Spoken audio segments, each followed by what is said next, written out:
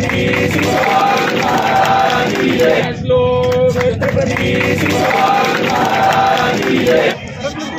College फाउंडेशनच्या विरोधात असलेला आंदोलन उपोषण आज हा 9वा दिवस आहे।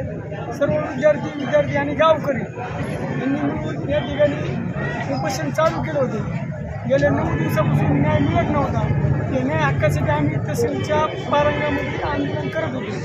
काल विद्यापीठाचे वरिष्ठ अधिकारी येऊन या ठिकाणी समायोजना म्हणजे प्रॅक्टिकल परीक्षा सगळं होईल असं त्यांनी आश्वासन दिलेलं आहे। आज वन विभागाच्या आल्यानंतर त्यांनी सुद्धा सांगितलं की संस्थेच्या सदस्यावरती सुद्धा गुन्हा दाखल होईल। ज्या आपल्या काही मागण्या होत्या त्या मागण्या 90% पूर्ण झालेल्या आहेत, 10% राहिलेलं आहे। त्याच्यामुळे आजचं आंदोलन आम्ही स्थगित केलेलं आहे। 10% राहिलेल्या आंदोलनाला यश नाही मिळालं तर आम्ही पुन्हा आंदोलन चालू आज समस्त गावकऱ्यांनी सांगितलं।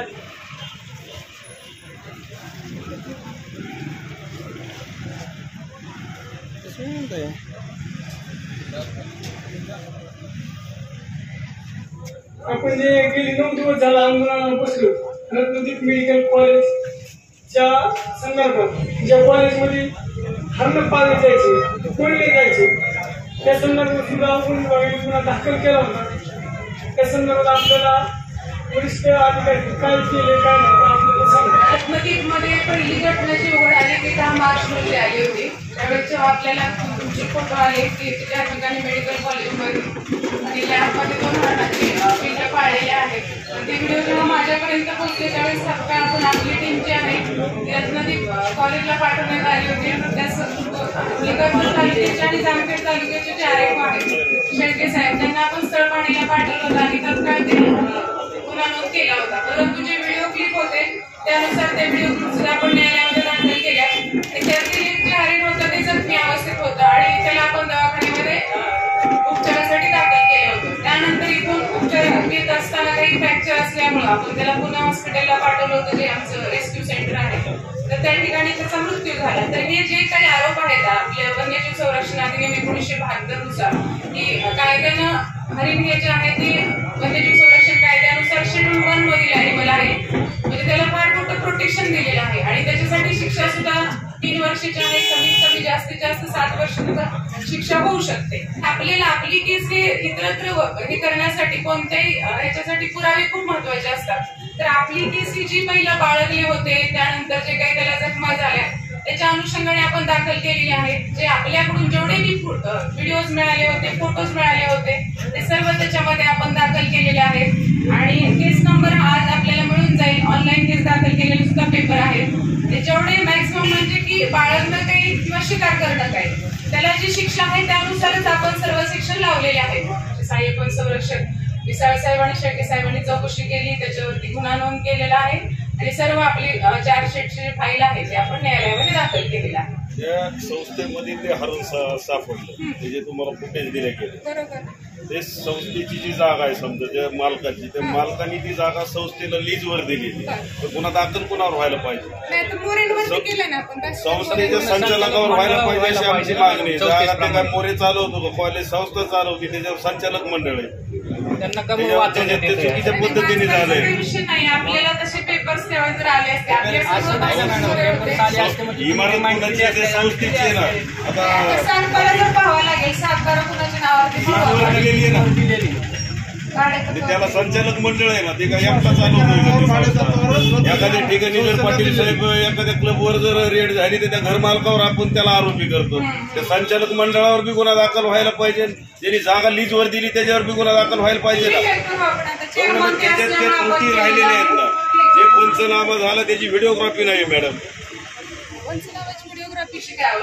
मग आता उद्या जर समजा कोर्टात स्टँड करायचं तर त्या ठिकाणी ते पाहिजे ना, त्याला जे मदत होईल अशा पद्धतीने चार्जशीट झाल्या असा आमचा आरोप आहे आंदोलकाचा। साक्षीदार जे आहेत ना ते विद्यार्थी पण घेतले आपण साक्षीदार आणि आमची अशी मागणी की शेळके साहेबांनी त्याच्यात काय केले त्यांचा CDR करून त्याची खातेरी आहे सखोल चौकशी करायला पाहिजे। मी तेच सांगितलं तुम्हाला, आपण तुमचे जे आहेत ते आपण चौकशी करूया, पण आज त्याच्याबद्दल भाष्य करणं उचित होणार नाही। ठीक आहे, तुम्ही खातेरी आहे करा, तुम्ही इथं आम्हाला काय त्या आमची अशी मागणी नाही, तुम्ही तुमच्या खातेरी आहे चौकशी करून त्यांचा CDR काढा कारण की त्याच्यात मोठा आर्थिक गैरव्यवहार झालेला आहे। कारण की ज्या वेळेस तुमच्या गाड्या त्यांच्या घरी जातात, ज्याच्यावर गुन्हा दाखल झाला, त्या ठिकाणी एक प्रायव्हेट गाडी ह्यांच्या ताब्यात जामखेड ते कर्जत कशी काय जाऊ शकते? ठीक आहे, तो तपासाचा भाग आहे. त्याचा नंबर सहित आहे ना त्या गाडीचा. ठीक आहे, काही कारण नसताना म्हणजे ह्याच्यात काहीतरी काळं बेर झालेलं आहे, त्याला पाठीशी घालण्याचा किंवा त्याला मदत करण्याचा हेतू स्पष्टपणे दिसतोय. शेळके साहेबांवर आमचा आरोप आहे की त्यांची तुम्ही खाते न्याय चौकशी करून त्यांचा CDR करा. त्या दरम्यानचे जे त्यांचे कॉल डिटेल्स आहेत त्याच्यातून सगळ्या गोष्टी पुढे येणार आहेत. ठीक आहे. आपण आता ह्या घटनेला 4 महिने झाल्यानंतर हा मुद्दा उपस्थित झालेला आहे. आपण त्यांची खाते न्याय चौकशी करू. ठीक आहे. चार्जशीट आल्यानंतरच डिटेल्स कळलेत मॅडम, म्हणूनच बोलतोय. चार्जशीटच्या आधी आम्हाला मंडळावर दाखल व्हायला पाहिजे. ठीक आहे. तुम्हाला अधिकार होते ना चार्जशीट यायच्या आधी तुम्ही यांना आरोपी करू नाही, शकत असं काही नाही. अजूनही आपल्याला गुन्हा नोंद करता येतो तपासामध्ये. देतो मी डिटेल देतो सगळे काय त्यांचे स्टेटमेंट वगैरे घेऊ आपण, त्या पद्धतीने आपण करू पुढे कारवाई. तुमची जी मागणी आहे त्यानुसार सर्व मुद्दे त्यात कव्हर होतील. प्रत्येक आता उपोषण मागणी मी तुम्हाला सगळं सविस्तर अहवाल देते. त्यानंतर काही ऑब्जेक्शन असेल परत नोंद, पण शक्यतो ऑब्जेक्शन राहणार नाही याची काळजी घ्या. आणि वन विभागाच्या वतीने मी तुम्हाला उपोषण मागे घ्यावं एवढं विनंती.